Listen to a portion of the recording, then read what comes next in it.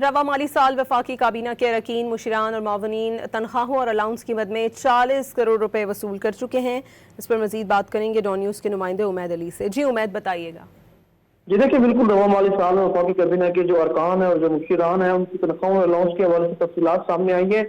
जो दस्तावेज सामने आई है उसके मुताबिक रवा माली साल में जो वफाकी काबीना के अरकान है और जो मुशीर हैं और मुआवनीन है उनमें 40 करोड़ रुपए जो है तनख्वाहों और अलाउंस की मद में अब तक वसूल कर चुके हैं।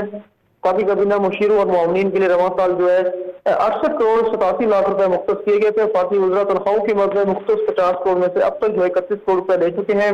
इस तरह जो मुआवनीन खसूसी है वो उनके लिए 11 करोड़ रुपए मुख्तस किए गए थे और 11 करोड़ में से 6 करोड़ रुपए जो है वो अब तक इस्तेमाल कर चुके हैं। जो वज़ीर-ए-आज़म के मुशीर हैं उनकी तनख्वाहों के लिए मुख्तस 63 करोड़ रुपए में से 25 करोड़ रुपए जो है अब तक खर्च किए जा चुके हैं। वफाकी काबीना अरकान, मुशीर और जो मुआवनीन अलाउंस की मद में अब तक 66 लाख रुपए जो वसूल कर चुके हैं।